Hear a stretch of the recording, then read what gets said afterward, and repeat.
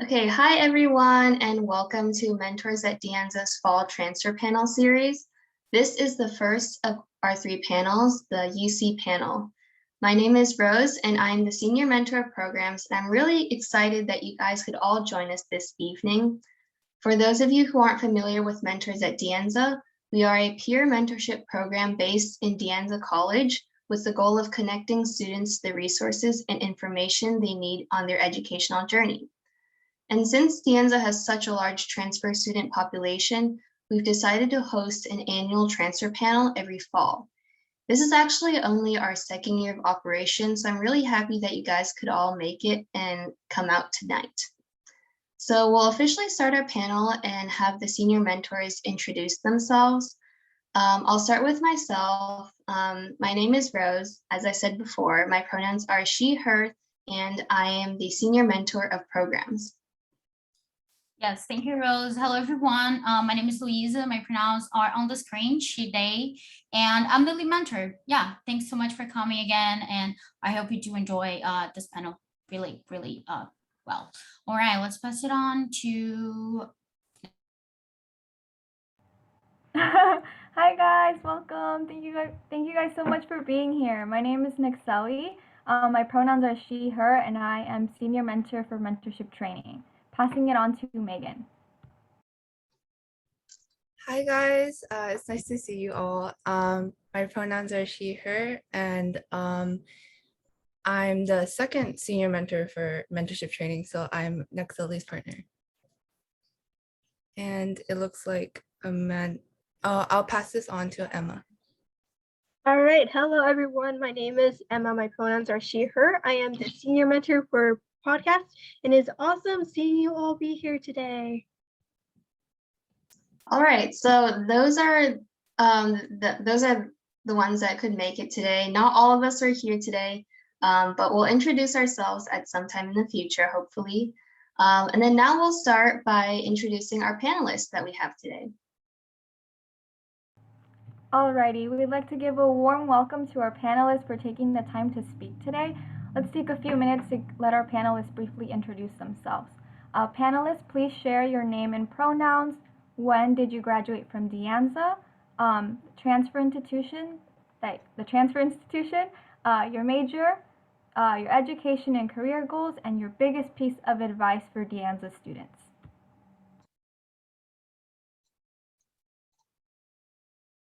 So I'll just go ahead. Hi, everyone. My name is Yuetong, and I use she, her pronouns. I transferred from Anza in spring 2021 and to Berkeley with the Campolini in the background. And my biggest advice for Anza students is really to take advantage of the resources that you have available to you at Anza. Take the time to look for them and really use them to your advantage. I'll go ahead and go next. Hi, everybody. My name is Naz. I graduated from Anza spring 2021, so just earlier this year. I am at UC Berkeley now. My major is sociology and legal studies. And I think my biggest piece of advice just right off the bat is to create meaningful connections with your professors and make sure that you enter spaces where you are going to have meaningful experiences.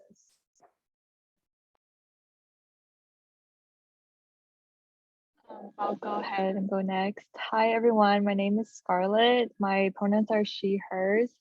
I graduated from Anza also from spring 21, and I go to UCLA now. My major is nursing, and my education career goals, probably a nurse practitioner or nurse anesthetist in the future. But honestly, I'm open to a bunch of others. And my biggest piece of advice for Anza students is to meet with your counselor and all, just to double check your progress and just to build a connection with them, because they could be one of your future letter of recommenders, and it's nice to just keep that line open. I can go next. Sorry, Go you can ahead. go first. My name is Anaya. I graduated spring 2019 from Anza, and I went to UC Berkeley. I graduated just this May, and I was doing business admin, so I transferred to Haas. I would say that my biggest piece of advice is just like, I think everyone here knows, like, it's just like heads down, grades, just like at the top, you know, and alongside that is just really highlighting your growth when you apply to UCs. I think they want to see how you've grown as a person. But yeah. I can go next. Hi, everyone. I'm Alyssa. My pronouns are she, her, hers. I graduated from De Anza winter of 2021, and I'm currently also at UC Berkeley. And my background is a different orientation of the campanile.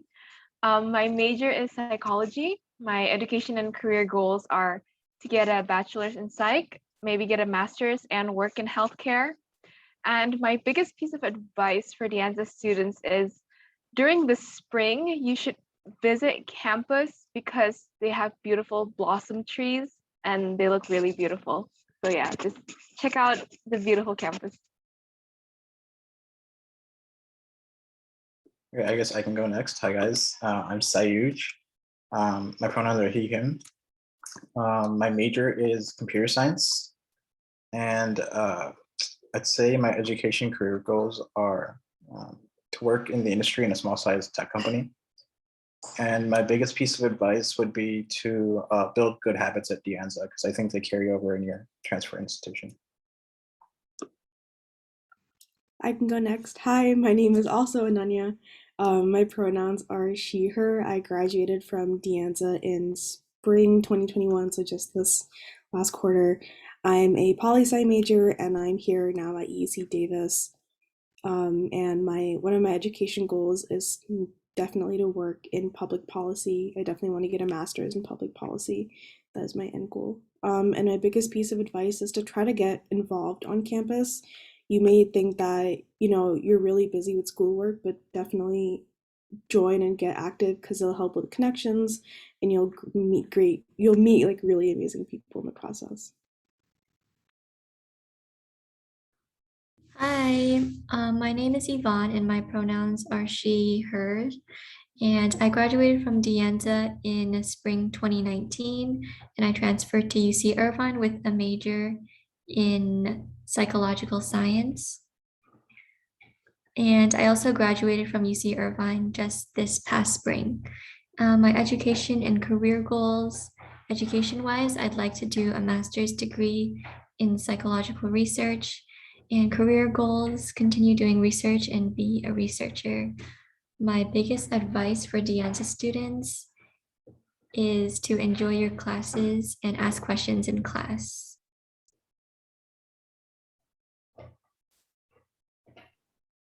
I can go next. Hi, everyone. My name is Mehul. My pronouns are she, they. I graduated De Anza in spring 2021, like many others here, and I go to UCSD now. My major is Cog Sci with an emphasis on design and human interaction, and my education or career goals, it's to be a UX designer, specifically an ethical and equitable UX designer. My biggest piece of advice would be to definitely get involved early because it helps, one, with your application, two, it helps you make friends. It helps you make friends, and it helps you grow as a person before you transfer, and that's really important because after you transfer, it's quite an adjustment and it's definitely a little bit more real. So definitely make friends, get involved, and that'll be good. Awesome. Thank you so much to our panelists for introducing themselves. Now we will be moving into the main Q&A session for today, which will take place in the breakout rooms. So the breakout rooms will be separated by school. Please let the moderators finish their initial questions before you guys start asking questions in the chat, but we ask that you do prepare them beforehand. We will do our best to have all of your questions answered during the session. We will open the breakout rooms now, so go ahead and start joining the room you are interested in, and a senior mentor will be in the main room if you guys have any questions. Let's start. All right, thank you for joining us. We're gonna start off with the questions. Feel free to answer them in whatever order you feel like doing it. So first of all, we're gonna go with the first question, which is, what do you think was the strongest part of your application? And yeah. should we just follow the same order?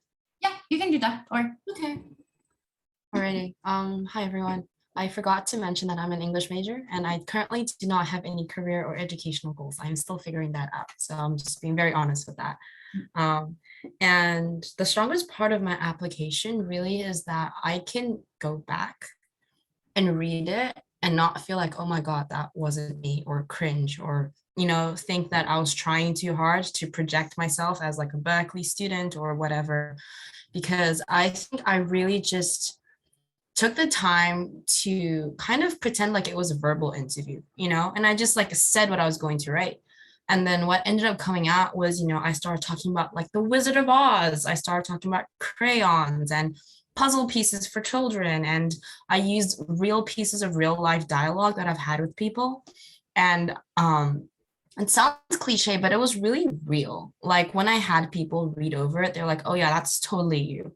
You know, like Berkeley really knew who they were getting when they were reading my application. And I think that's the strongest part. But I also made sure to like blend it with the fact that I want to show them that, you know, I am an English major. I've done my major preparation and I am able to like articulate myself in more serious matters when needed to. Like there's that balance. I'm giving them like a holistic view of my character. And I think that was the strongest part of my application, really. oh wow, thank you. That was beautiful actually, but thank you. I can go ahead and speak on my experience on that a little bit more. I'd say that, like Yuetong said, like my application, I think my strongest suit is that it was very much me. It was me in every sense of the word. Like if you were to take my name off the application, you'd still be able to tell that it was me that, you know, the application was for. And I think that's something that you really need to make sure comes through in your application. I think that another thing that was pretty strong about my application was that I utilized every single space that I could to bring in a new experience or talk about a new like activity or award that I had, because the whole entire thing with the UC application is that you have to be very strategic with where you put information. And I think that something very unique about my application is that every single space that I had to expand on an experience or talk about an extracurricular was always new and never overlapping with something I've already talked about. So I think using strategically like the space and word count that you're allotted was something that I was able to do in my application. And I think that's something that would really help make you a competitive applicant as well. I can go next. I totally resonate with you guys. Like I heard that piece of advice before too. It's like, if they cover your name, like you should still be able to understand like, oh, that's your essay, not someone else's. And I think that that was definitely a strong part of my application as well, in that I definitely did overlap some themes. Like I spoke a lot about how I taught myself Japanese for like the last 8 years. And I positioned that story in 2 different ways so I could cover 2 essays, which is still okay as long as you're presenting your growth in a specific light, as well as just kind of showing how you're preparing for that specific major. And so I think that's definitely super important. And I also made sure to fill the supplemental sections and the other areas like as much as possible. But obviously at your own discretion, like don't go crazy and fill them out just because you have to. If you really feel like it's necessary, it's good. And have a lot of people check your essays. I think that helps a lot. I resonate with all 3 of you. Like, I think for me, I started a little bit early, that therefore I had time to like edit the essays or ask other people to read and what they thought about it. I think the strongest part of my like application was how like I could get like different experiences I had in my life, and then I could somehow word it into, oh, this is how I grew here. This is how I grew there. It didn't have to be, I'm a psych major, so it didn't have to be related to my psych major, but like something that happened to me, or like me being in a club, or me like having a part-time job, I could use that experience to shape it of like, oh, this is what I learned. This is how I grew. So I think that's what I'm glad I did looking back at my essay. All right, I'm pretty sure that answered a lot of other questions I had also. So thank you so much for that. I think we're all a little worried about our essays, so that covered way more than the question itself asked. So thank you. Let's go for the next question, which is how many schools do you think people should apply for?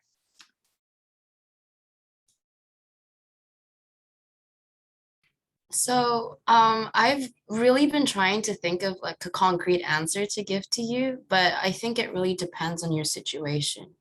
I think money-wise, that was a reason why I didn't apply for all of the UCs because it costs what, $70 to apply.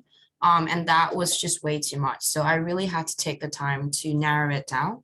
And I ended up only applying to 5 of the UCs. And I think that was a really good number because I had the ones that I felt very secure in, the ones that I felt like I really liked for this aspect, and the ones that I felt for different aspects. So if you really want a magic number, I'd say 5. But if you have the capacity and the means to be able to apply for more, then, why not? Go ahead. So, yeah. Yeah, I can add on to that a little bit. I think I agree when I say that it depends on your situation because I had the luxury of having a fee waiver, so I didn't actually have to pay for the schools that I applied to. So that allowed me to apply to as many as I wanted. But I think that looking back, if I had to pay for each and every single application, I probably would have narrowed it down to maybe 3 or 4 and kind of focused my energy on tailoring to those specific schools and the majors that I really wanted to focus on because I think it's like a huge investment to kind of consider going to a school. And I would encourage you to only apply to schools that you would truly imagine yourself going to rather than just having like 5 safeties. I think that's something also that's really important to consider is that if you're applying to different schools with different majors, the more schools you tack on to your application means that you have to diversify your transfer essay a little bit more depending on what majors you choose for different schools. So I would encourage you to keep your bubble small as long as you're doing different majors. But I mean, again, if you're, applying for the same major across the board, then that might be something that you consider to, apply it to more schools for. Yeah, I totally agree. I think I applied to 4 schools overall when I was transferring. And looking back, I felt like, I did see a lot of people like at least take the plunge and try for some private schools. I feel like I wanted to totally focus on UCs, like just put all my energy in there. And so that's why I didn't do that. But looking back, I feel like if you are capable like financially to pay like an additional like amount to apply to these schools and you have that leverage like time to like write other essays, like it's a good idea to like just go for it. But yeah, I think I agree with everything you guys said. Yeah, I think similar to you guys, I also applied to 4 to 5 UC schools, but I also applied to around 4 out of state. So those are either like the private ones or like the non-UC ones. And I think for me, like don't take on like too much because then you remember like for UC, you just write one application for like 4 or 5 schools. But for the out of state, you have to make another application. So that's something to think about as well. But for me, how I categorized like my universities, like I had like tier, like my top and then B and then like my safety school. So I was like, okay, if I get this, I'll get this. If not, I'll go to tier B or tier C. So depends on you, depends on your major and which school you feel like is most like suited for your major and career goals, I guess. All right, that's amazing. I personally really like the option of that Alyssa just mentioned, having your safe choice, your middle, and your dream school, because then you have like a backup plan and a backup of the backup plan. So thank you for sharing that, all of you four. Let's go to your next question, which is if any of you did research or any kind of internship, how easy was it to get into either the research or as the internship as a transfer student? Could you please clarify the question? Is it research and internship during the Anza or currently at the transfer institution? If you're doing any research and internship right now, how was it to get the position right now? Okay, I'm not the person to ask for that because very honestly, I'm not doing any internships or research, so I'll pass the time to the next person. Oh no, that's totally fine. Yeah, go ahead. I can speak just a little bit on this, and I want to preface it by saying that by no means is this like the standard transfer experience when someone does go to UC Berkeley, but it was just my own. I found that very quickly you kind of have to hit the ground running in that you have to know where to find research before even coming to the school because it is so competitive to get into. And that goes for internships as well, but I haven't gotten any internships or haven't sought out any internships yet. So I can really just focus on research for this question. But there is this program called URAP that Berkeley offers, which is basically undergraduate research assistance program where you basically apply for different projects. But again, like the deadline is so soon to when you actually are able to like go to the institution. Like I remember within the first 3 weeks, I heard about people applying to URAP and I didn't even know what it was. And by the time that I did figure out what it was, like the submissions were closed. So that's usually like the biggest mode that people go through research through. But that's not actually the mode that I went through.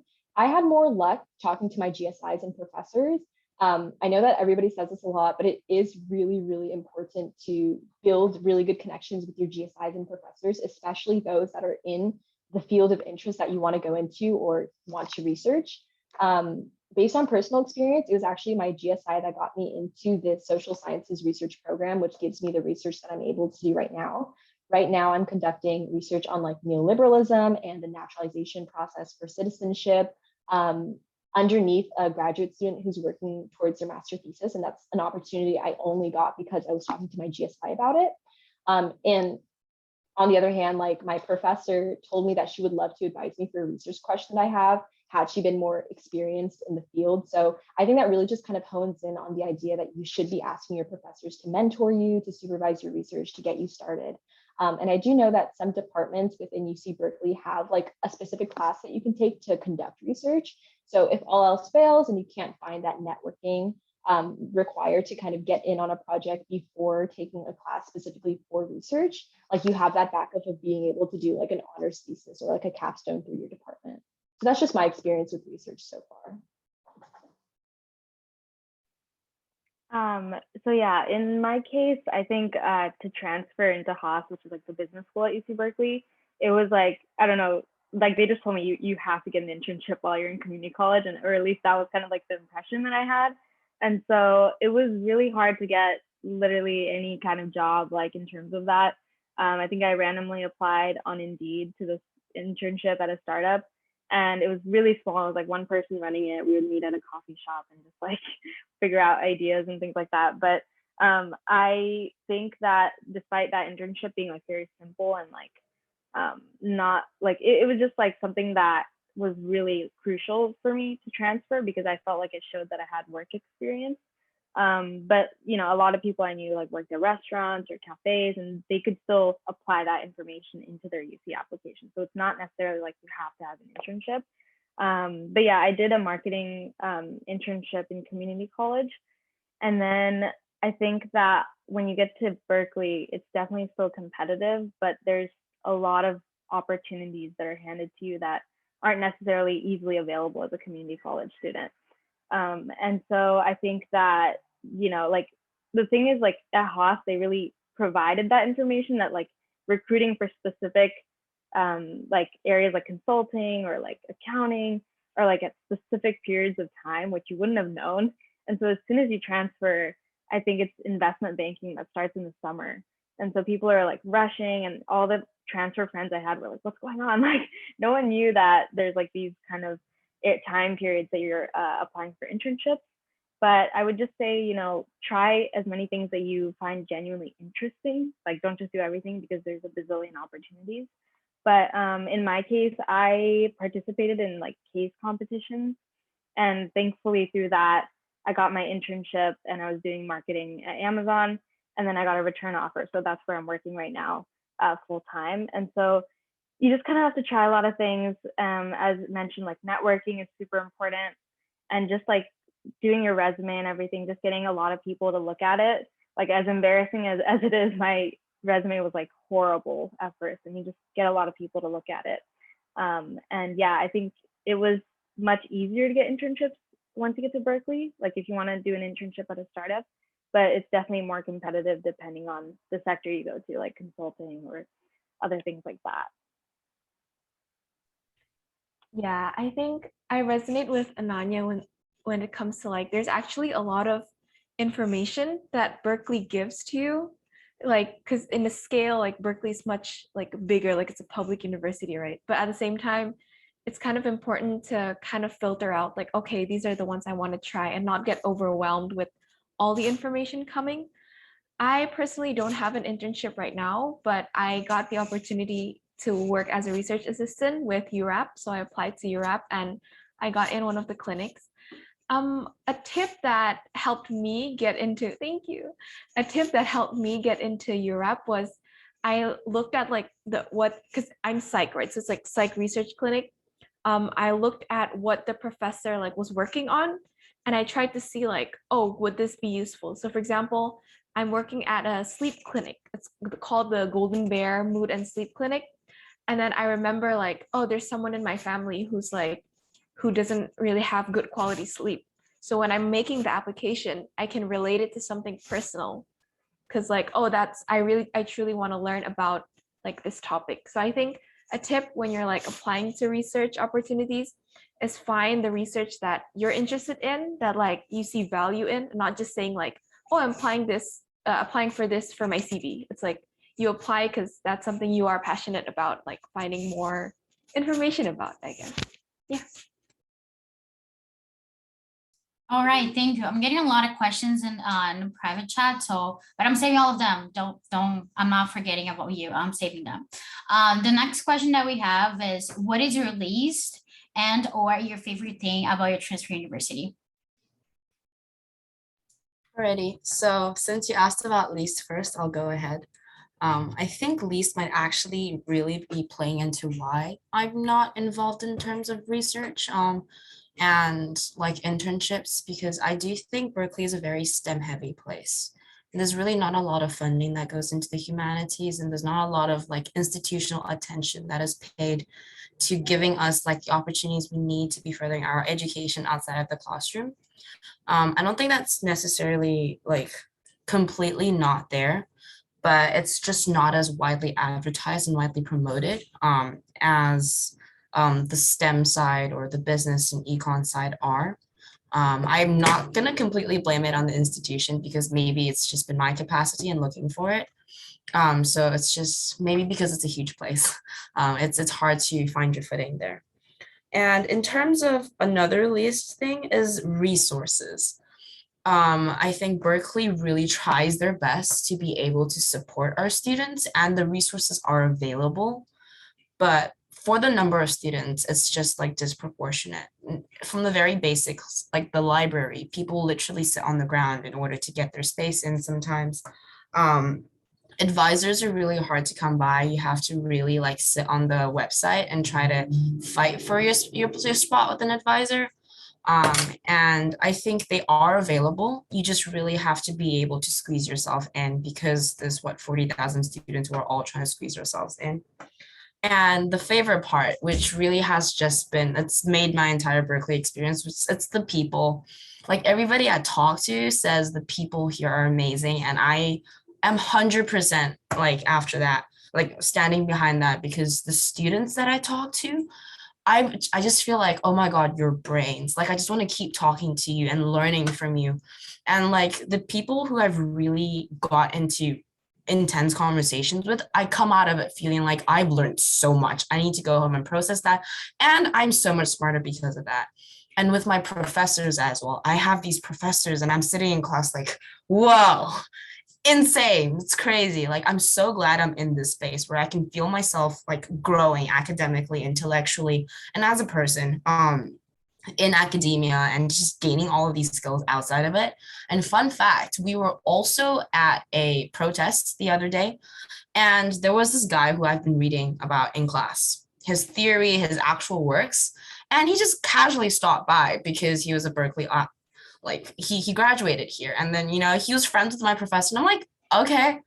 And half of the people who you see are like cool speakers and all of that are in offices somewhere on campus who are accessible for you to go to. And I think that's just such an amazing thing. I'm constantly in awe of people when I'm here. Yeah, I think I can resonate with like almost all of that. I kind of want to focus on my experience as a transfer student specifically, and like the kind of more exclusatory spaces when it comes to transfer students. I think that my least favorite thing about Berkeley is that there isn't a lot of attention put on transfers. That being said, it's a very like individual oriented school where you have to be, you know, looking out for yourself, like making sure you're doing the best thing for your career and your education. And so that leaves kind of little support for people who are, you know, new to the whole system. I remember going to my classes and like not knowing what a discussion section is because like we never had that at the community college level, but that's not something like professors or GSIs, which is like basically your TA for a class, seem to address with people, especially because we're at the upper division level and they kind of assume that everybody has been here for 4 years or for 2 years prior to being at the upper division level. And I think that there are some spaces on campus that are definitely not as catered to transfers as they are maybe to freshmen. But again, that's kind of just those are spaces that you can choose to avoid. Otherwise, like I think that the community, like Yuetong said, is amazing. Like everybody is incredible to speak to, and you just feel so enlightened whenever you have a conversation with someone. I think that another thing that I kind of have been very upset about when it comes to going to Berkeley, I think is something maybe more specific to me, but also something that other people can testify to, which is like the whole feeling of not like imposter syndrome, I guess. Like I think that there's a lot of concerns when it comes to like productivity. And I feel like whereas at De Anza, work was like a scheduled part of my day, I feel now that at UC Berkeley, work is my day and that break time away from work is like my scheduled part. So by default, like I have to be productive, I have to be doing stuff, I have to be like going out and getting stuff done rather than just relaxing and allotting that time like at, you know, like working hours. That being said, my favorite thing about the university is my classes. Like I think that every single class that I've taken is just completely up to par with what I want to learn. I think again, like I feel so enlightened every single time I go to class. And I just love the discussions that we have. And I think that, like Yuetong said, like there are just so many brilliant minds at Berkeley. Like I don't know if you guys know who Robert Reich is, but he's fully a professor that you can take a class with at Berkeley, which is insane because he literally worked for the Obama administration. And you know, I have read so many theorists in my prison abolition classes, and I'll fully go to their office hours and just meet them, even though they're not my professors, just because that's your privilege as a Berkeley student, having access to all these great researchers and theorists and Nobel laureates. And that's probably my favorite thing, just being, his global wealth and poverty class is amazing. And I want to be able to take that at some point. But yeah, it's just access to so many great, like-minded people. I think that's my favorite thing about the university so far. Yeah, I think that I totally agree with everything you guys pointed out. I think least favorite, I would just say imposter syndrome definitely does happen a lot. And I think that it has to do with like the fact that, you know, especially as a transfer student, you're coming into a space where, like, I remember I was like so out of my element when I was competing against, you know, these sophomores who have interned at these amazing companies, have already had all this experience, their resumes are all spruced up, and I just felt like I'm not going to get any job out of college. Like, this is crazy. Like, I don't even know like how I'm going to compete against this. And so I think that continuing students tend to have like a leg up in terms of like the resources that they have, and those resources aren't necessarily shared with transfer students. And I felt like there wasn't enough support in terms of that. I think I was very grateful that like Haas itself, the business school, had a strong transfer community. And so our school tried to like help us as much as possible, but I still felt like we weren't getting a lot of the information that other kids had. And yeah, I think that I forget what else I was going to mention, but overall, yeah, I think that and my classes, I think this is like Haas specific, like in terms of my experience, but we had a lot of core classes that were like mandatory in order to graduate, and we couldn't take another semester. We had to finish in like 2 semesters, or like, sorry, 2 years. And so I couldn't take a lot of the classes that I wanted to at Berkeley, like, you know, wealth and poverty, like that's one, like plenty of classes that I was like, I really want to learn and like just try all these things I'm genuinely interested in. But most of my schedule was just taken up by like the mandatory classes that I had to take. But in terms of favorite part of Berkeley, like I totally agree. Like the people are just incredible. Like even De Anza, I felt like was a really great community, but at Berkeley too, it's just like you meet all these people and you're like, how does your brain work? How does this even like, I don't know. And the campus is just gorgeous. Like I just am so amazed by it every day. And I feel like, you know, even after I graduate, I'm still like lurking around campus, just like, you know, talking to people and stuff because I just cannot step away from that. And so taking up, you know, that whole experience, I think it's just really amazing. Three of you ladies like literally said everything that's on my mind. For me, my least favorite part is I think how decentralized Berkeley is, because coming from De Anza, it's like a smaller community college, right? I find for me like academic counselors really helped setting my ed plan and like filling out, oh, what classes do I need to take? In Berkeley, I have never once been able to meet with a counselor yet. I couldn't make any appointment whatsoever. Like I've emailed back and forth, but I haven't. I know I need to, but I haven't. So I feel, yeah, and in De Anza definitely make use of like, oh, you have your academic counselors. So because I made use of that, fortunately, like in Berkeley, although I can't really access the counselors, I had the skills from like back in De Anza. So okay, I could kind of make my own ed plan. But yeah, that's one of my least favorite things, I guess. I have two favorite things. So my first one is Berkeley has a hall called Morrison Hall. And I like playing piano in my free time. And they have like rooms of like pianos. So many. Oh my gosh, you guys should go. It's like, it's near, okay, but basically Morrison Hall. And so I really like to go there just to unwind. Well, now you do. Yeah, so that's like one of the resources in the Berkeley campus that I've often used.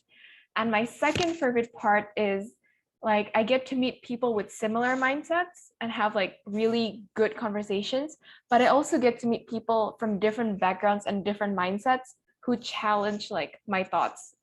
So then after the conversation, sometimes it's uncomfortable, but then I go back home and be like, wow, I didn't think of that.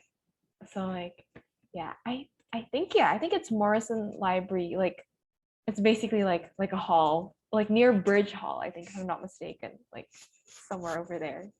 But yeah, check it out.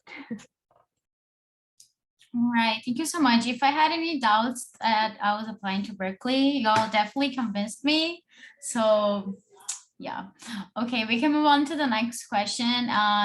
What was it like adjusting into your transfer university and how much of an adjustment was it?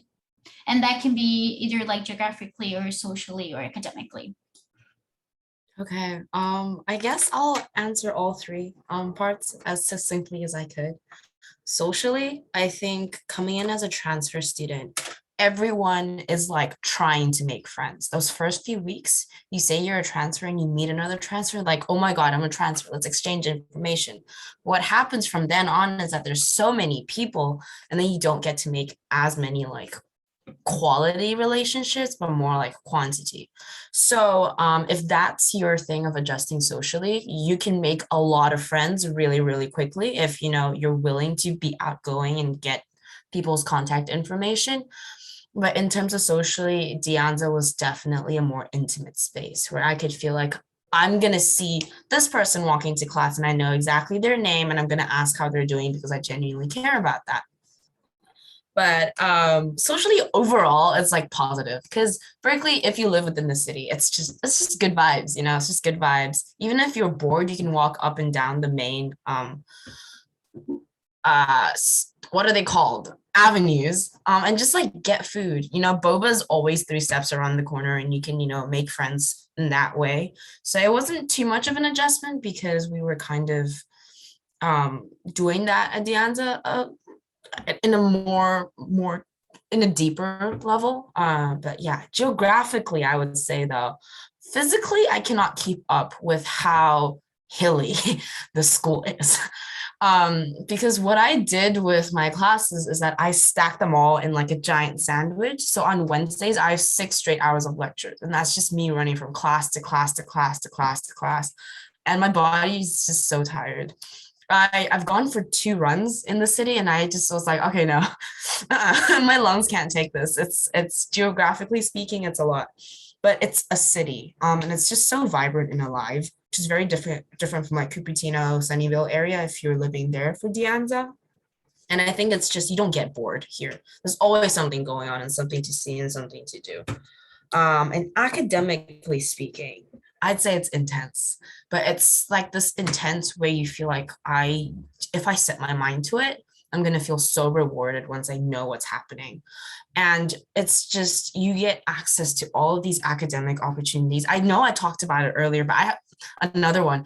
I have a history class, which is basically a joint thing with a German university. And I'm in class with PhD students and master's students. And we're having conversations with all of these authors like every single week. And we've got master's students and then they're speaking. And I'm like, wow, it just makes me want to grow. And I feel like that's the kind of environment. You don't want to be a fish in a very comfortable fishbowl. You want to be able to be like, okay, I'm going to take my vitamins and keep growing. Like that's how it is for me. And there are high expectations for classes. I'm just looking at my notes. High expectations for classes. So, you don't expect your professors to cut you slack. Well, that's at least how much my experience with my professors.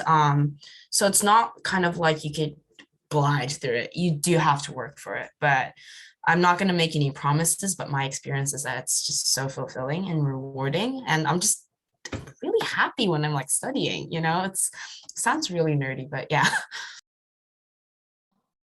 I think I can echo a lot of that. I will say that socially, I think that my best friends so far have come from just like unionizing during class. I think that class is like a great way to make friends, especially because like everybody always has the same interests, like doing one class, studying together, making sure that everybody's like up to par on readings and stuff, especially as like a social sciences major.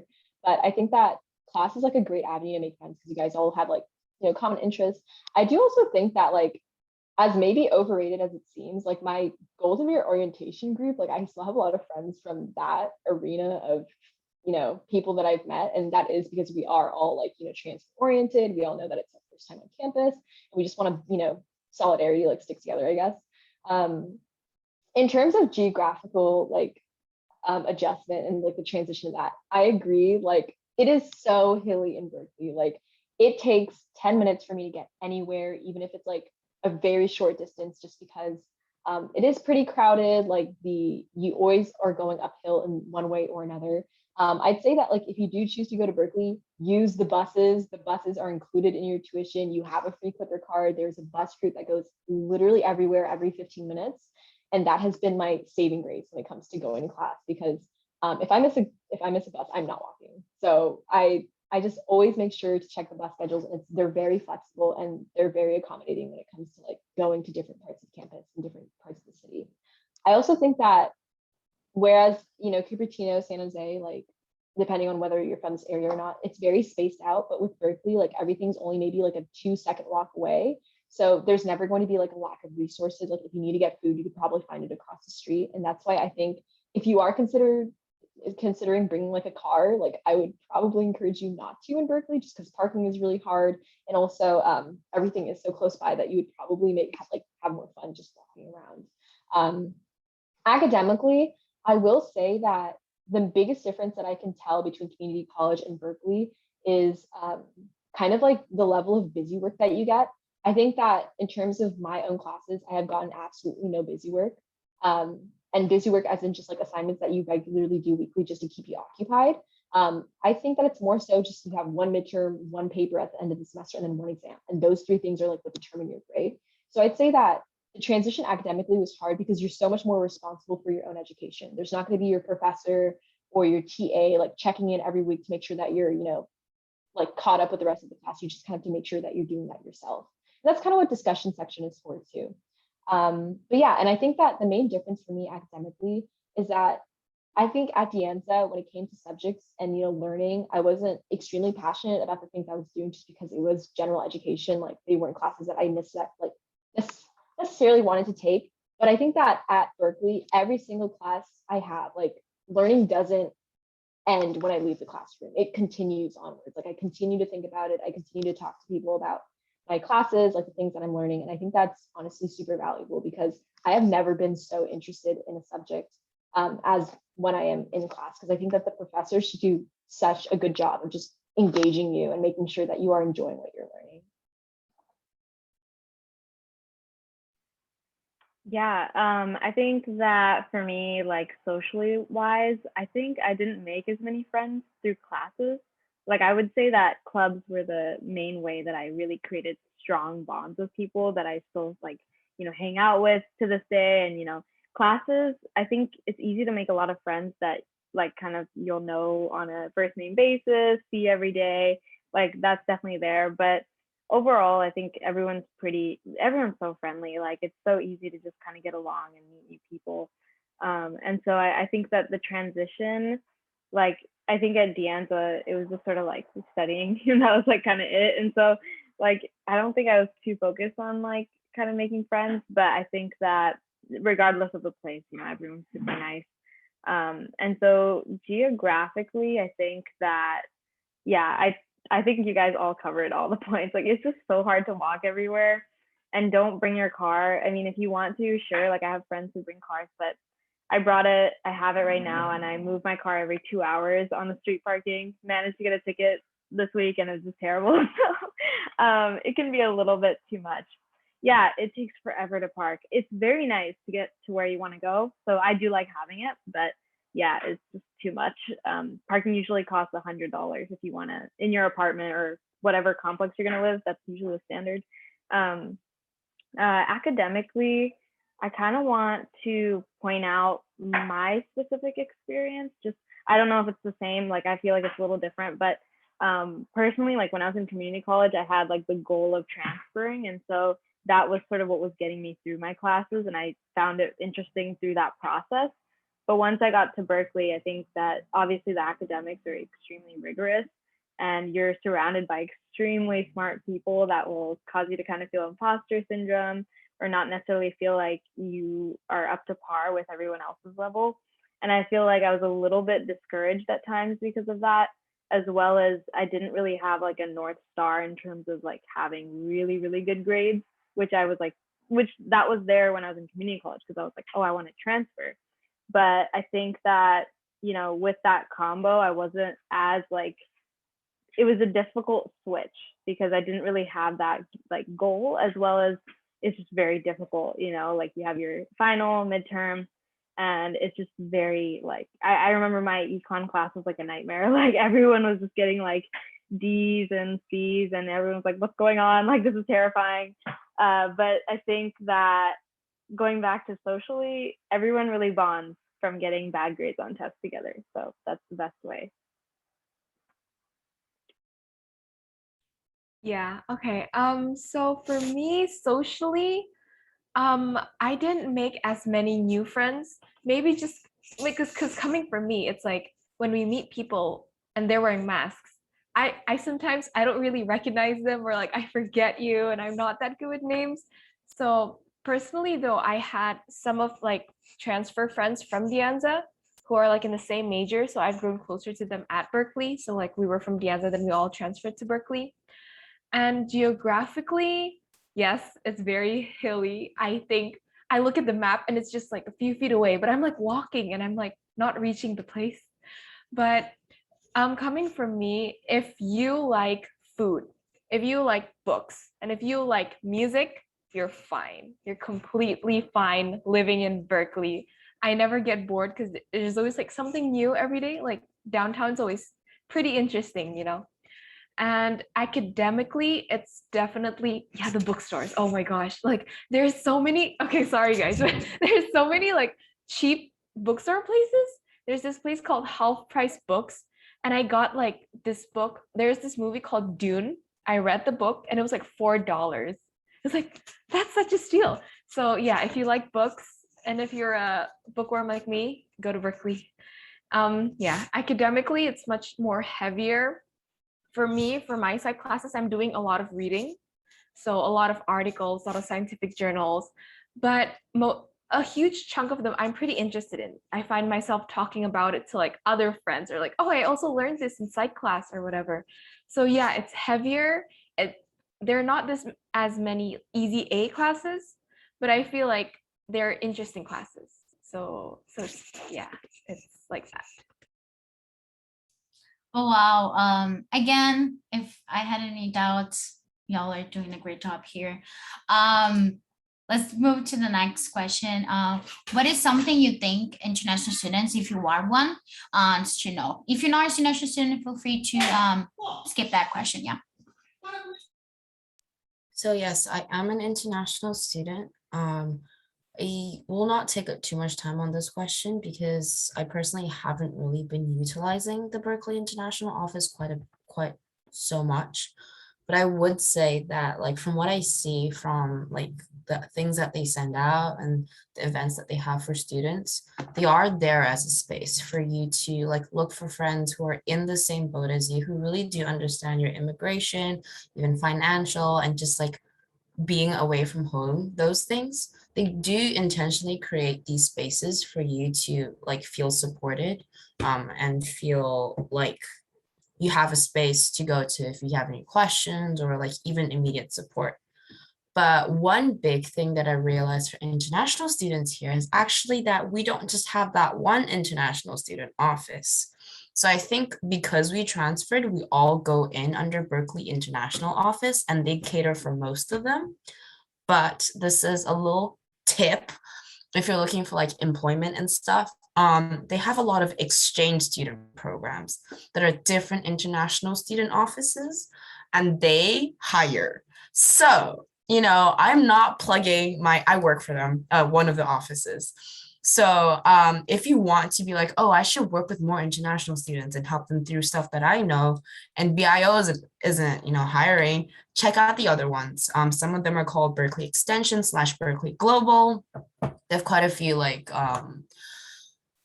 program specific ones, like the Haas ones, and they also tie into different like specific majors. Like there's a lot of sociology majors coming in. So if you really are looking for an on-campus job, do that. And also, I think on-campus jobs are fairly, like I use it as a recreational activity because I also work for Cal Dining, and it's kind of like, oh, brain off, work, make money. And then when I go home, I'm like, brain rested, I can study, you know?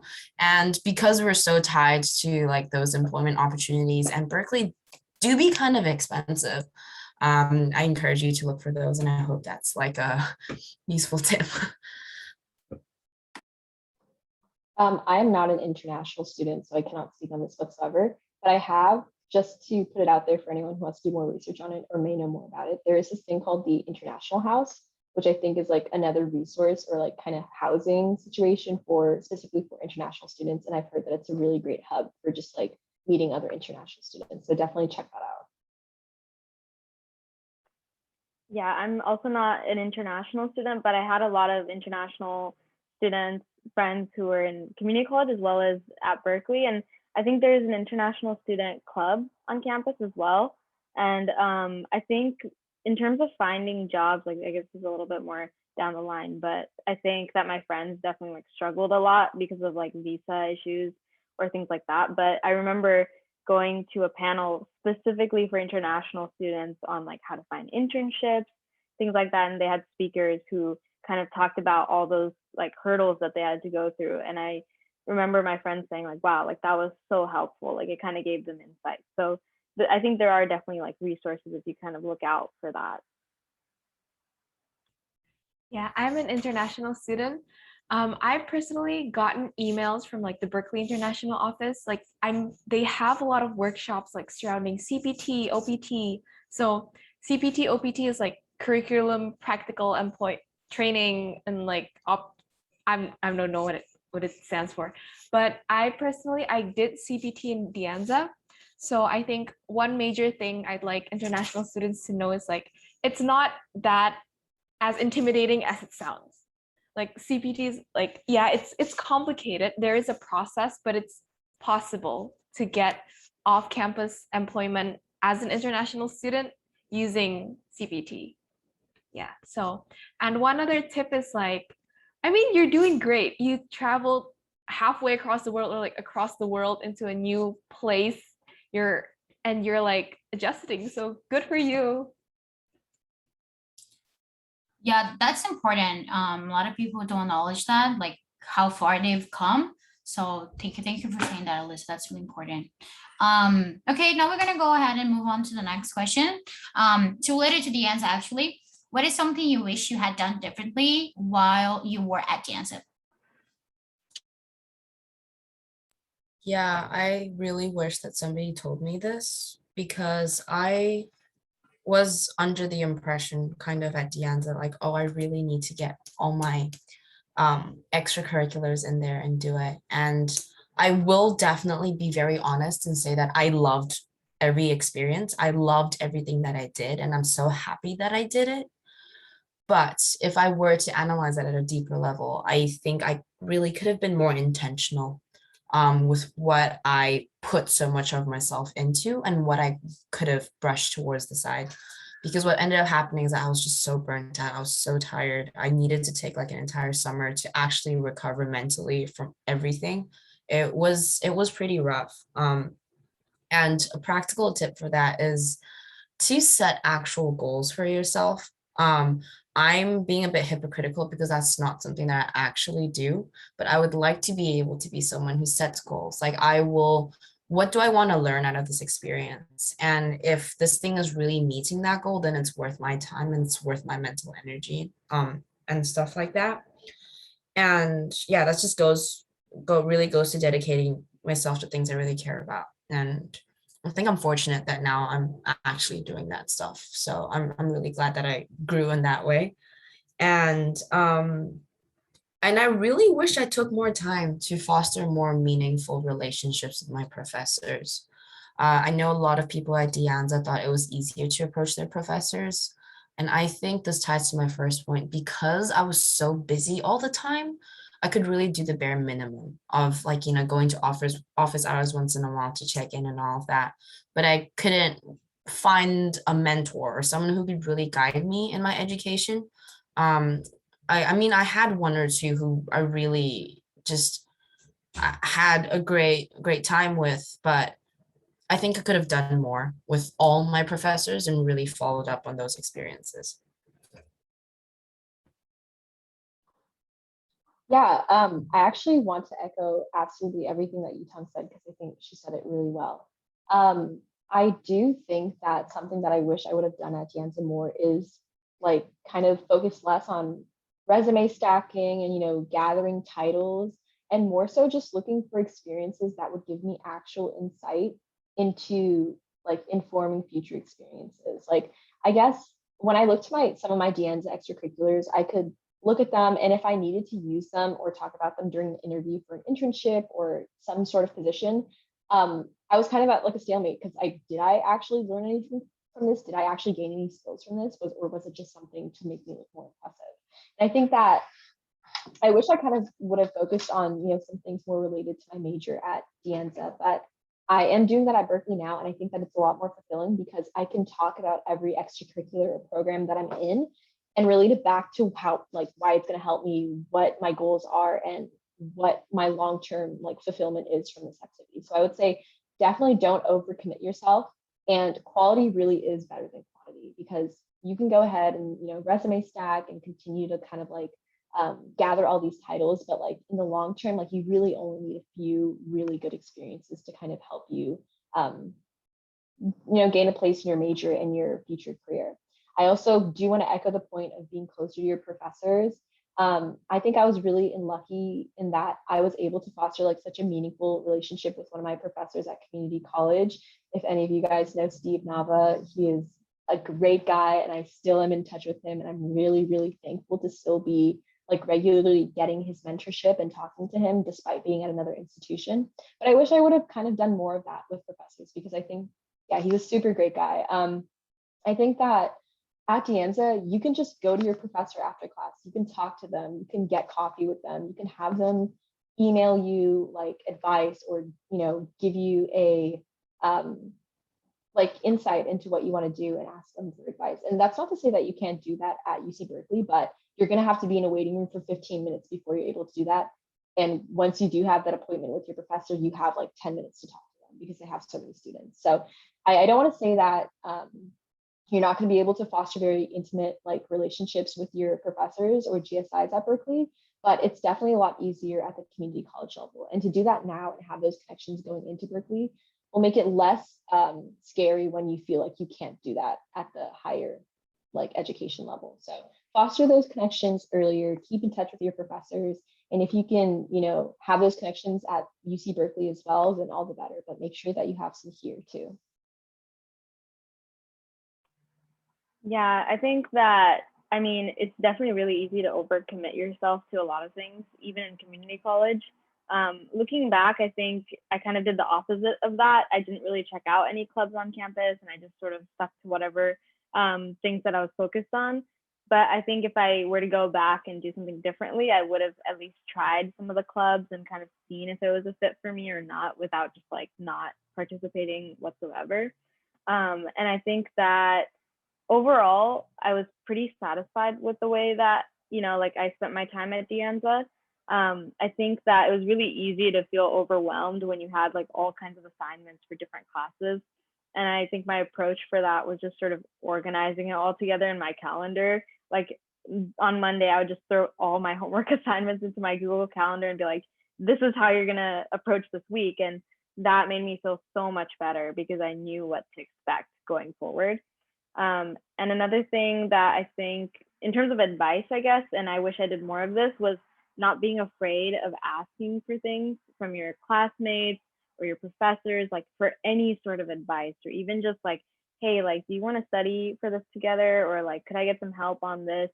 When I was at De Anza, I think that the two things that I'm really glad that I did was, one, going to like office hours with professors, and then also taking advantage of all the tutoring sessions that we had. Like there was accounting, there was calc, there was like so many.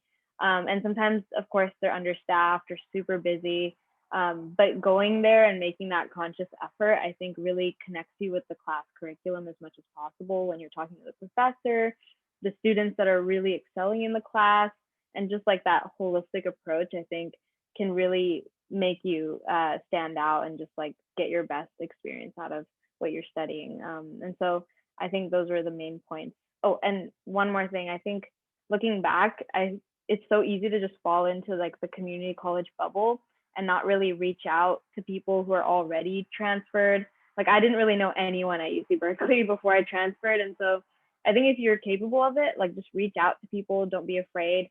Ask for help, ask for advice, because I think the resources that they can provide you, like even just like internships, job opportunities, or just advice, like it's really helpful at that stage. And you don't necessarily have those opportunities right in front of you when you're in a community college. Yeah, there are points that three of you mentioned that I really resonate with. I think for the first part is like the quality over quantity. Like, yes, you might tend to want to like volunteer for like 10 clubs to stack it up on your resume, but towards the end, like when you're doing your resume, when you're doing your interview, when you're writing your essay, if you can only write like one sentence, like I joined and volunteered in this, but then you can't write any more, then I think it's better to have like, for me, it's better to have 2 or 3 things, but you're passionately focusing on them. I personally, when I was at De Anza, I had a mix. So there were some projects that I can't talk about because I really committed to them, but there were some that I only joined a bit and then I went out, and I joined a bit and I went out. I don't regret whatever I did, but looking back, maybe that's something that made me overburnt, like made me burnt out. So just like Yuetong, I had to take the summer to like really refresh myself, like reset myself. I think being in COVID didn't help because I was like doing a lot of online classes, and I was just going to class to pass. I wasn't really internalizing what the content and like what I could learn from the class. And my last point would be, yeah, I would have spoken to more professors in their office hours, because there's that saying, you never really know what you have once it's gone.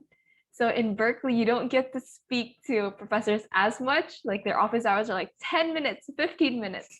While in De Anza, you can have like an hour-long conversation with like a professor. So that's what I would have made more use of, I guess. All right, thank you. I know we already spoke about this a little bit in the main room, but the next question would be, do you have any tips for people applying right now? Okay, so I heard this advice a lot of times, and I told myself a lot of times. I didn't do it, and I regretted it. And please start early. Please start early. I think my application process would have gone so much smoother, so much. Wait, is it too late for that? When are deadlines? It's a month from now. It's Oh, a month is plenty. You don't want to know what I did. Anyways, so it would have gone so much smoother if I gave myself the time to really sit down and think about what I wanted to do. Because what ended up happening is it was a very emotional time because I didn't know what to put in there. I was in a panic. It was very anxiety inducing. And then it didn't end right after I clicked submit because I was on edge up until I got the things because I just wasn't confident in what I put down. I wasn't confident that I did it the right way, the quote unquote right way. And I think it really takes quite a few times of maybe doing it, going back, making changes, and then a few times of that, getting people to revise it if that's what you're comfortable with. And I think applications are also a very reflective process. I think there are a lot of things that I learned about myself during the way that I wouldn't have been able to do without having written those things. And I think just maybe out of respect for yourself, give yourself time to really internalize and reflect on that. Because even if, school isn't the school is the main outcome, another big outcome of this is growing through the process. I know with some of my other applications, I was like, oh, this question's really great. And giving yourself time to really think about it is important. Yeah, I just want to echo some of that. I do think that it is really important that you are happy with what your end product of your application is. And I think that you need to allot yourself time to do that. I think that once you press that submit button, you should not feel dread. You should not feel like for the next 6 months that you're waiting for a decision, you should not look back on your application in a bad way. You should be proud of what you've submitted and you shouldn't have any doubts in your mind. You should be in a place where you know that had you done anything differently, it still would have been okay. If that makes sense. You shouldn't have wished that you put more time into it or that you did something differently. I think that you need to be okay with your end product because that is a long time that you're waiting for results back, right? I think that more specifically, something that I really like to say and tell people when it comes to essay feedback is focus your essays on showing, not telling. Anybody can tell you that that they like something, that they enjoy something, that they did something, that they value something. But it's one thing to just say that as a statement, and it's another thing to show it through your actions, through experiences, through just your commentary and your, I guess, introspection, right? So I think that a large part of your essay should be focused on not the what, but the why. I would encourage you to kind of prevent overlap of your extracurricular section and then your essay section by not going into detail specifically about what your extracurriculars are and how you want to use that as evidence for these kind of prompts that you're addressing. Because your admissions officer will definitely see your extracurricular section before your essay. So they have that context in mind. So I would really encourage you to focus on the why rather than the what, if that makes sense, and to kind of really reflect on showing rather than just stating flat out, because you really need to prove to them, and it really needs to be obvious to the admissions officer that you are encapsulating the values and the experiences that you talk about rather than just throwing them out there and hoping that they believe you, if that makes sense. I really resonate with that because it was exactly what I realized I did wrong when I applied to UCs coming out of high school, is that I was just talking about all the things I was showing. I was telling, not showing. And so it's really providing those concrete examples. And I would suggest sticking to one, maybe two in your essay. Don't go more than that. Just really hone in and dive deep in terms of what you're trying to show them and show them your growth, show them humility, and show them, you know, one time when you were wrong, like you really didn't, you got something, you messed something up or whatever it is, and show how you grew as a person from that, because I think that's what they really value. And you know, I started fairly early, maybe like, well, I guess like a month or so in advance, and just did a lot of drafts. And I also just like scrapped some too. Like I started over because I realized like this isn't good enough. This isn't like, just find stories where you can really hone in. Like for example, like one of the stories that I wrote in my UC essays was like something from high school, but like it was so, well, I don't recommend doing from high school. Like I transferred in like 1 year, which is why I was okay. But it was like the randomest story, but it really represented my growth as a person. And I wouldn't have thought of that story unless I actually brainstormed a bunch of ideas. Like, don't be afraid to brainstorm like everything. Just get it on paper, look at it, and think like, which one can I talk about more? Which one can I really like present myself in a certain way?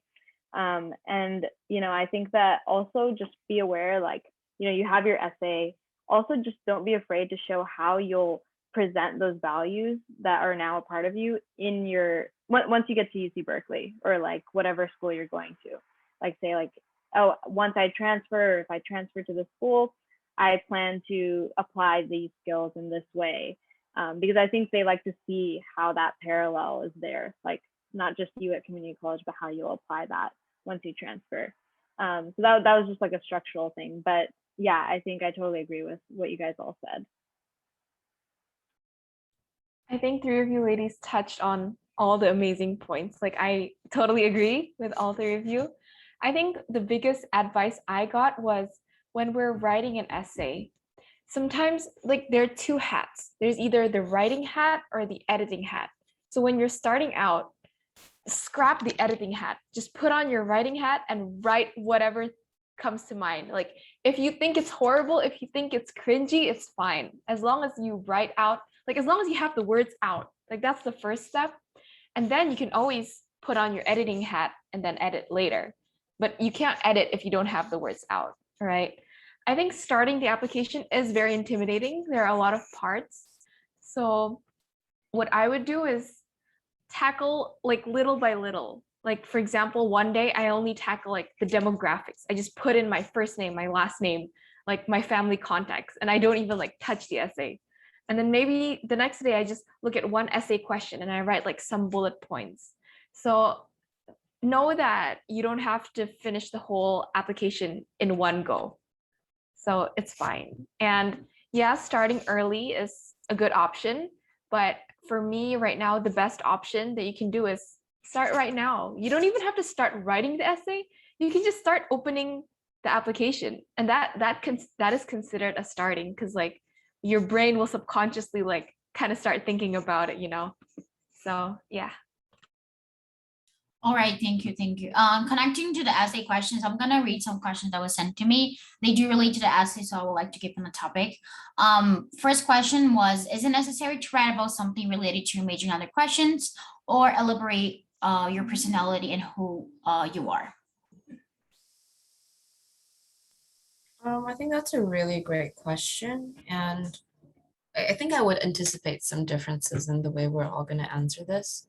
But I don't think you necessarily need to keep emphasizing that you're a specific major in all of your things, because there is one essay built for that. You know, they've given you the space to talk about why you're good for this major. And you are a person more than just the one thing that you study. So really use that opportunity to be able to talk about, oh, how you sell your baked goods on the weekends, because that's not related if you're a computer science major. And just at the end of the day, the major and the one question, I think is very sufficient for what you need.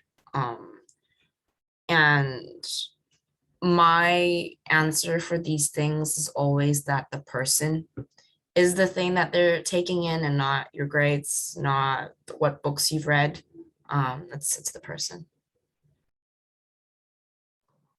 Yeah, I agree. I feel like your major essay, the one about transferring and the one that is specific to your major, is an amazing place to just kind of talk about your major And so you don't have to completely tie your major into every other question that you answer, or even all of your extracurriculars. Like I think that UC Berkeley really kind of values like well-rounded applicants, and they want to see that you're dabbling in every kind of area that you can.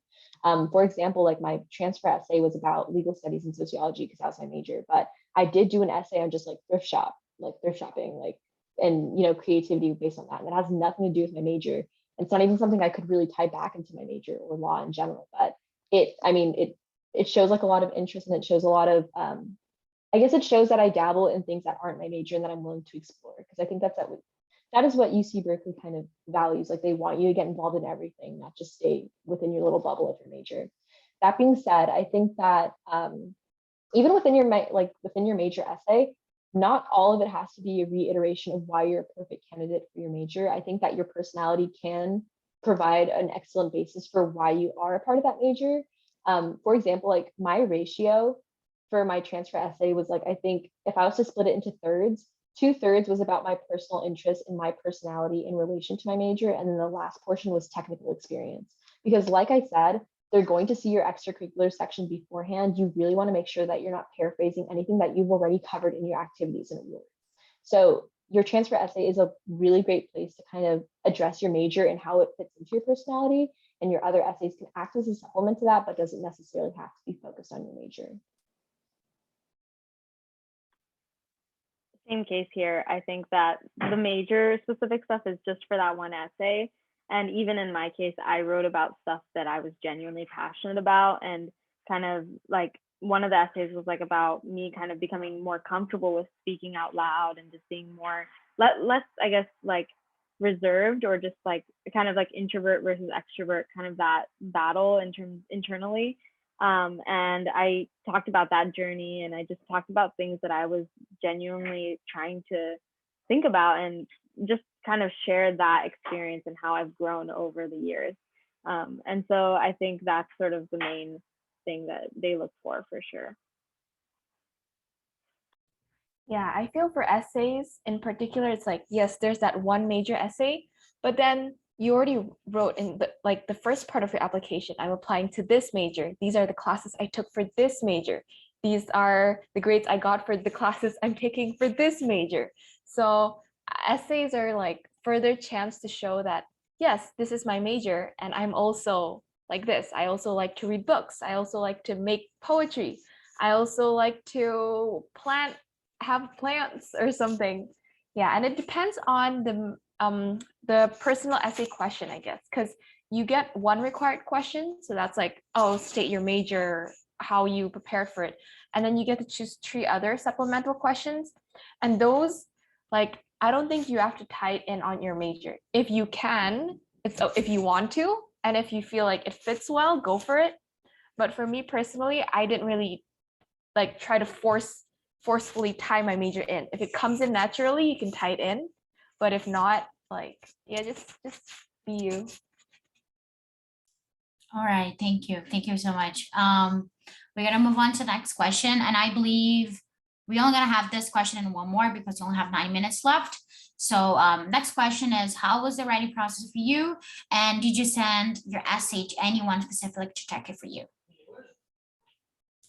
Yeah, so I kind of hinted at it when I was talking about time earlier, but my writing process was extremely rushed. And I do have some regrets. I wish I could go back and actually take the time to really remember my process now.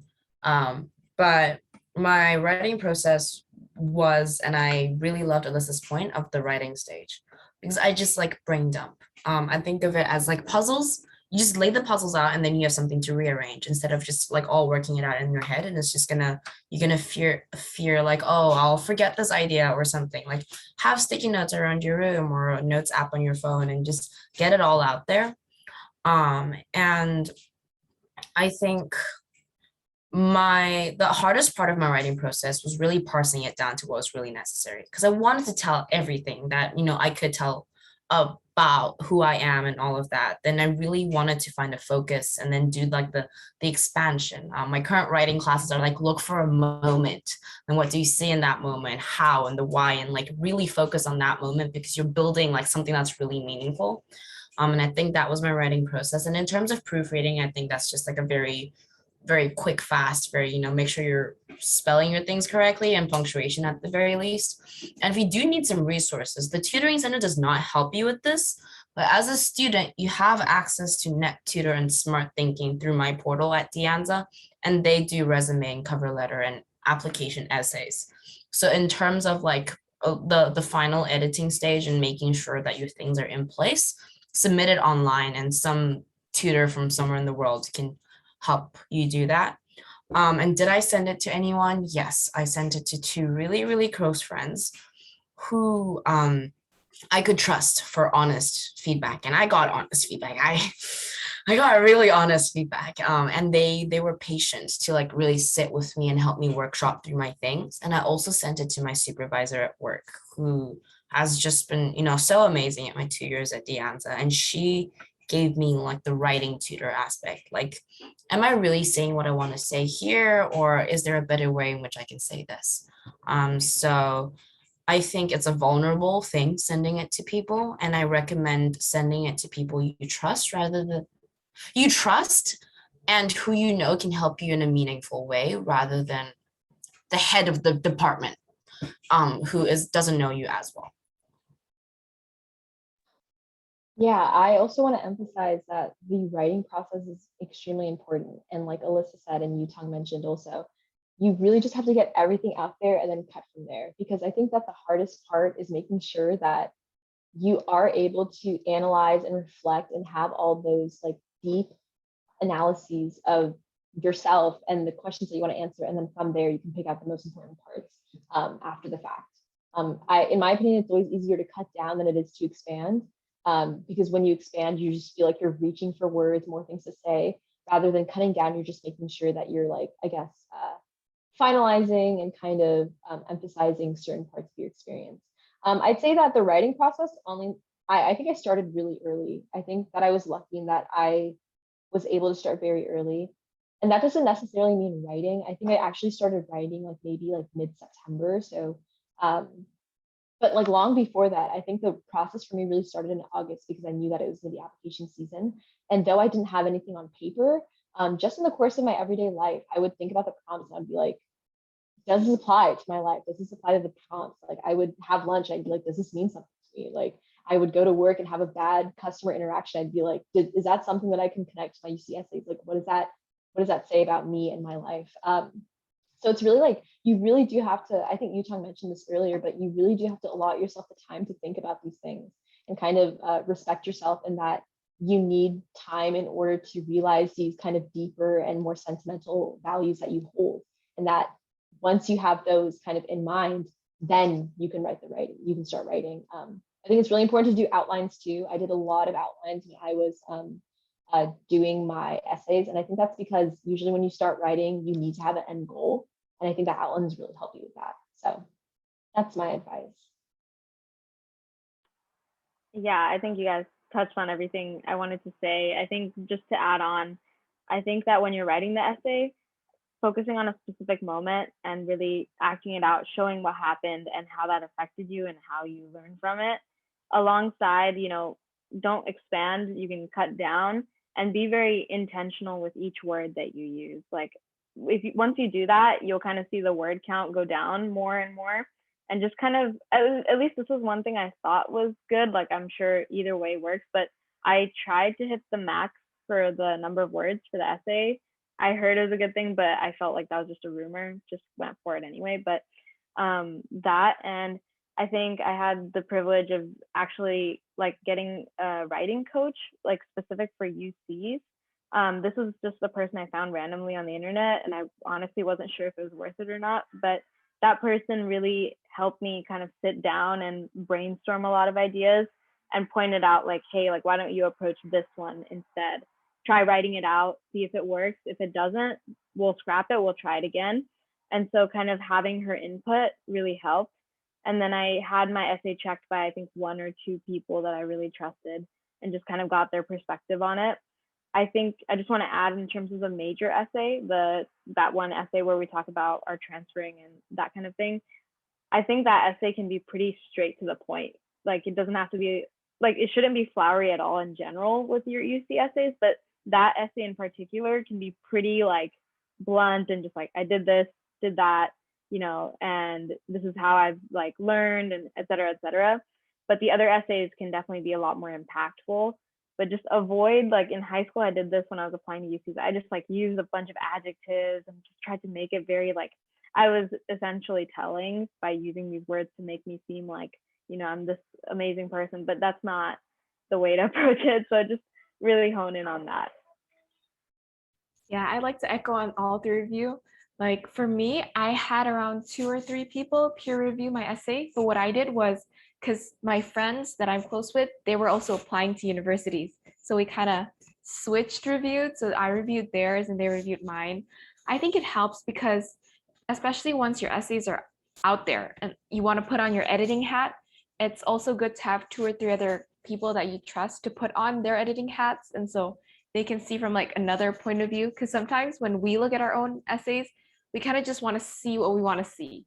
So having like an objective third party, like seeing your essays and be like, oh, I think this part is like not that good for me, and this part is good. Yeah. So that really helped.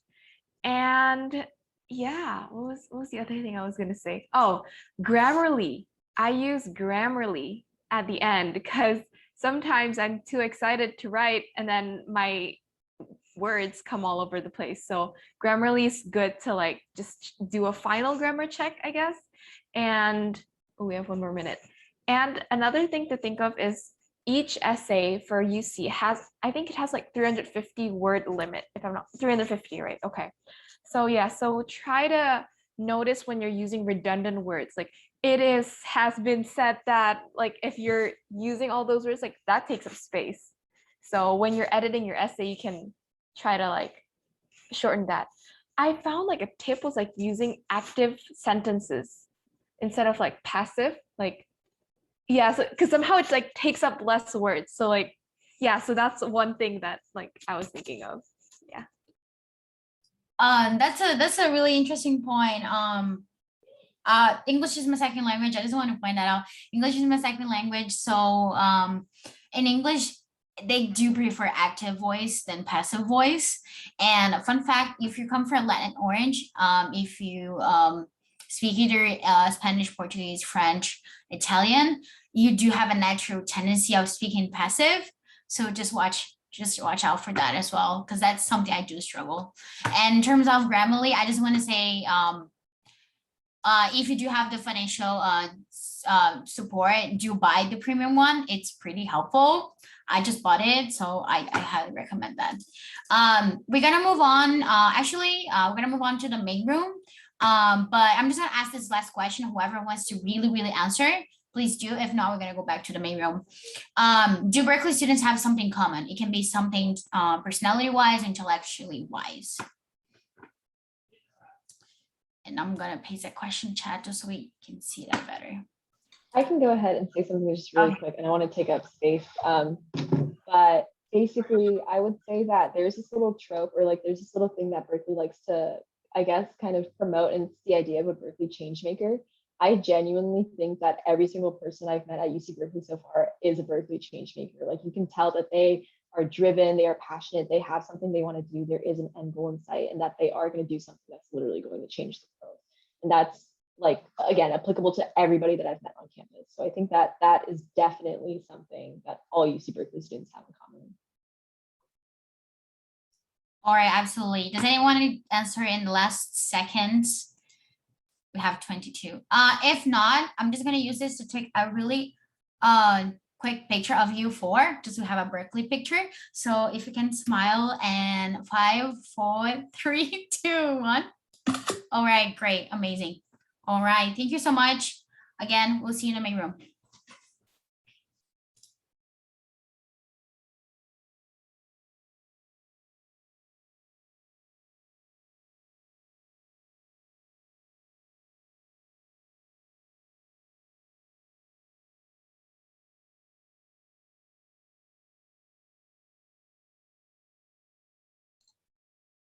Okay, welcome back, everyone.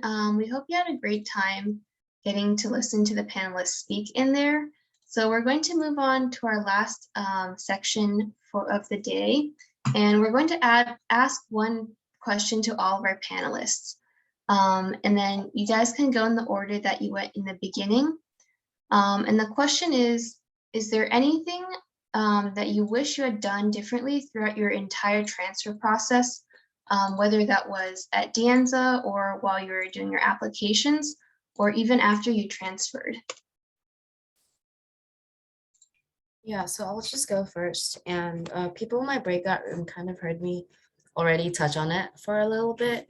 But I think what happened during my last few courses at De Anza is that I really stopped reflecting on what I was doing, why I was doing, and how it like added value to my life. I completely stopped journaling, and I'd been journaling for years, and that was something that I really did regularly, but I just really fell out of it. And I think that would have helped me so much in, being sentimental about my De Anza experience, really being able to look back and think, oh, I loved that part. I loved that day and that conversation that I had. And it would have helped me with my application process, because I'm so sure that a lot of things that I could have journaled about and had the time to, marinate on would have been really great for my application essays. And it would have taken out a lot of stress from like having to sit down in crunch time and like think through my entire life. So, and I think because of that, I would have given myself more downtime, more rest time, more time to like physically take care of myself, and then, mentally give myself the space to reflect. I'm in a reflective mood at the moment. So yeah. I kind of want to echo some of what Yuetong said. I think that it's really, really important to just slow down while you're at the Anza. There is, I like everybody goes, most people go to community college with the goal of transferring. You go for 2 years, 1 year, 3 years, and you leave, right? It's a commuter school. That's the purpose of community college in some ways. But it is really important to take advantage of your time at the Anza, because again, like you don't know what you have until it's gone. Like I find so many times I'm at Berkeley and I just catch myself thinking like, wow, I wish I was back at the Anza. Like there's some moment where I'm like, oh, I wish that I could have experienced this more at the Anza. I wish I could have fostered those connections there. And I think that community college is so valuable. It's so different. It's so unlike any other experience that you will have in education. And I think it's really, really important to make sure that you gain those insights and valuable experiences before leaving, because I know that it's like always a goal to transfer as soon as possible and orient everything that you're doing at community college towards transferring, because that's kind of what you're there for. But there's a lot more to community college than just transferring. I think that is extremely important to realize, and I wish that I would have taken advantage of those experiences outside of the whole realm of transferring, because you really do start to miss it. I really miss De Anza. Even though I love Berkeley, I love my school, I really do miss De Anza and some of the more intimate aspects of community college for sure.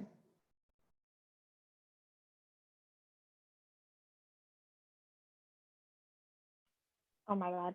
Am I sorry. Yeah, I totally agree. I think that we touched on a lot of topics in terms of like, looking back, community college is just like really an opportunity to just make the most in terms of the resources that you have. And so like meeting your professors, going to tutoring sessions, all these opportunities are there. And looking back, I think that I was happy with the time that I spent at De Anza. And it's just kind of taking in that experience and just kind of keeping yourself accountable for all the things that you have to do. Transferring, to be honest, to UC Berkeley, I was just amazed by all the people and everything was great. But looking back, I think I didn't take advantage of the resources that I necessarily wanted to take advantage of, just because there's a lot going on. And so just really honing in on what you're really passionate about and taking advantage of resources in line with those, and keeping those values. Like when you transfer, I feel like you're in this new environment where people have different values, different things, and just sticking to kind of who you were in community college and what's important to you, I think is so important, because things do change once you move on. And I, really missed that version of myself to an extent in community college, where I was just like so excited to learn about anything. Like now I'm more particular about certain topics versus others, or just things like that. Just keeping true to yourself, I think, is very important. Yeah, I want to resonate with what Yuetong mentioned. I used to see downtime as like being lazy or like, oh, I had to keep studying. I had to keep getting new things to like and get and transfer out. But now I'm beginning to see like downtime as an investment because like life because life's a marathon, right? You don't have to go fast. You just go slow at your own pace, but you just go far. So I don't regret whatever I did back in Dianza because they made me who I am today. But I think one tip I'd like suggest, one tip I want to say is it's good to explore a lot of opportunities, but know that when you're committing to the opportunities, all of them take time and you only have 24 hours in a day. So it's important to commit to the few that you feel passionate about. It's good to explore a lot, like, okay, attend these club meetings and stuff, but ultimately just commit to a few that you're passionate about.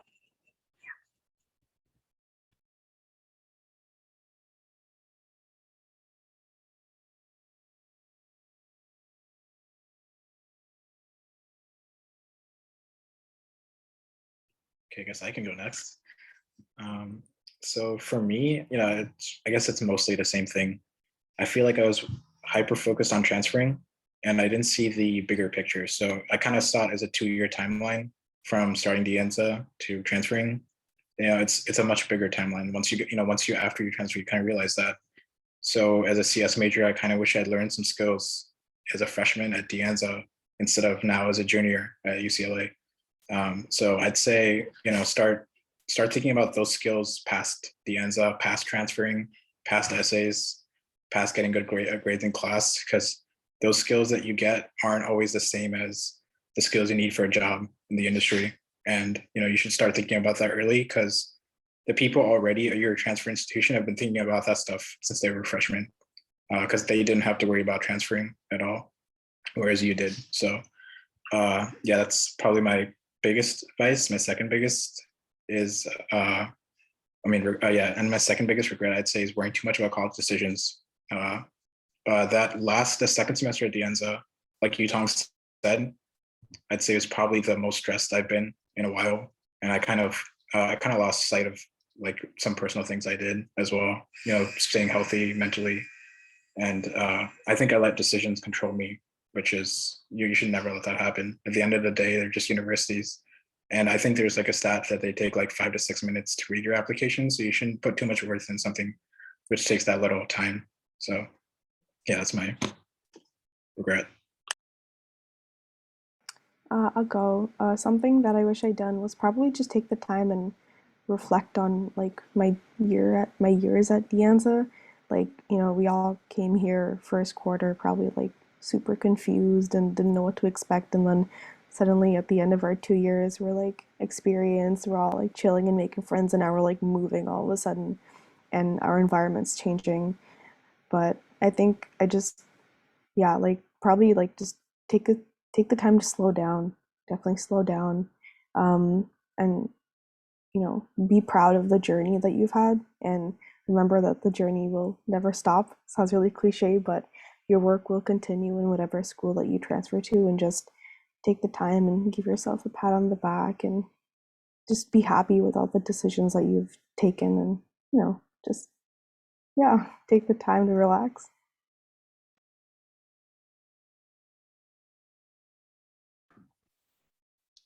I agree with what the panelists before me have said as well. I think just to add just one little thing after that, one question that I sometimes ask myself is, to what end? Like, what is the end goal?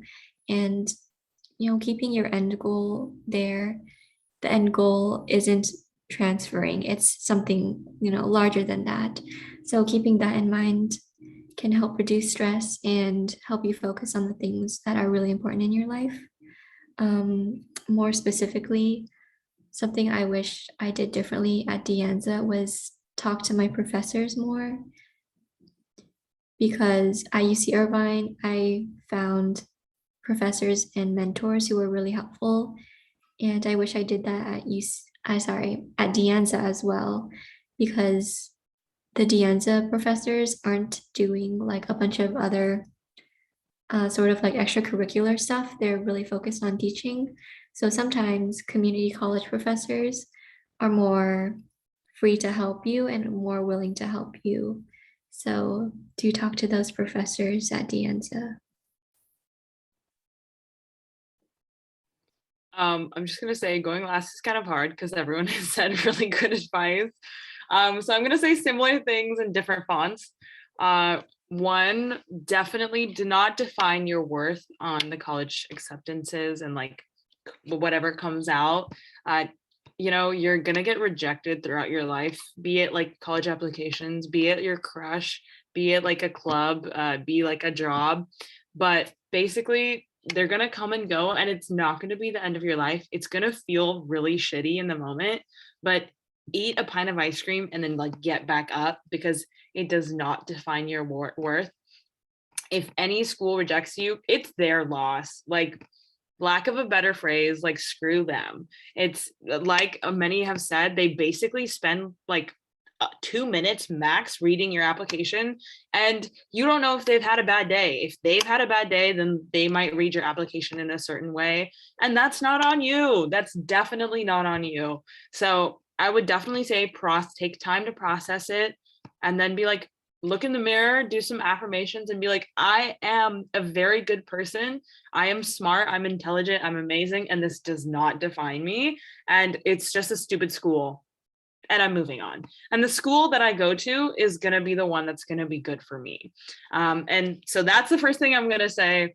And the second thing I'm going to say is definitely just be proud of yourself. I know it sounds like really cheesy, but at De Anza especially, it can sometimes feel like you're on a solo track, you're by yourself, and you're like just trying to like race down this transfer journey. And it kind of can feel also competitive. It's like, especially when applications come out, acceptances come out, people are asking you consistently, like, hey, did you get in here? Did you get in here? Oh shit, Davis, like acceptances came out. Did you get in there? And you're like, damn, like, can I at least have a moment to process this? Like, I'm stressed. And because as a human, you put worth on these things coming out, which personally I did, it can be really a lot of pressure. So take a moment, take a couple of deep breaths, maybe just do something you enjoy for yourself, and remember to be proud of yourself, because it's not the end of the world, and it's also just this little tick in your journey of your entire life. It's a small step in your long journey of who you're going to be.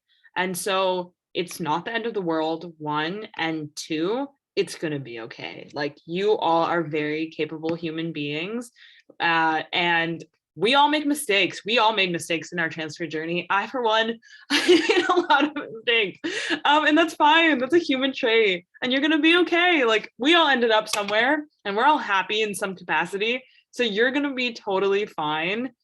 So just be proud of yourself and take time for yourself. Okay, mine will be as inspirational or very beautiful as that. I would just say, like, do something that genuinely interests you, whether it's like some kind of hobby or like some topic, like just go and do that, because I wish that I took time for like things that I genuinely liked, because I feel like right now at community college it's like a good time to like explore your interests and just discover yourself as a person, because I feel like we're always like in such like a go move, like what's next, what do I have to do now, and it's just like you need to like just breathe a little bit, because you just came out of high school thinking about all these AP exams, college exams, college apps and stuff, and then now you're gonna think about transferring and stuff.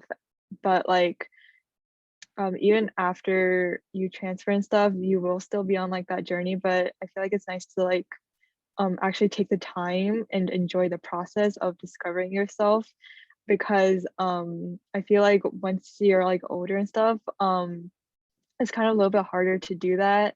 And it's like, oh, by now like I have a job, or like I have to apply to graduate school, and it's like really like later on in your life. So doing that now, I feel like it's a nice way to slow down, like everyone else said before. And I also want to highlight that you don't need to have some extravagant eye-opening experience in your life that's so interesting to like please like whoever's reading your essay. Like I remember that I was stressing out about that so much because I had like no like great experiences like compared to other people. I've heard other stories and their lives just sounds like very like so inspirational and stuff. Like I was in like a privileged position where I didn't have to go through anything like traumatic or like super hard for my family. So I thought I literally had like nothing to write about and I would be like super boring. But honestly, like your own experiences, whatever that you've been through, haven't been through, like your experiences are valid, and college apps literally do not define that at all. And down the line, like you're gonna forget about it, everyone else is gonna forget about it, so it's really like not worth stressing out so much about it right now. And yeah, whatever happens, like you guys will get through this, and one way or another things will work out in the end.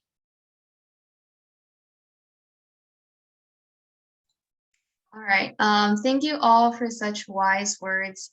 I think we all needed to hear that sort of empowerment and reassurance that like no matter what track you think you're on right now, like this is the place and you're doing what you need to be doing. So don't be too hard on yourself. And yeah, just enjoy your time while you're at De Anza. Okay, we can stop recording here.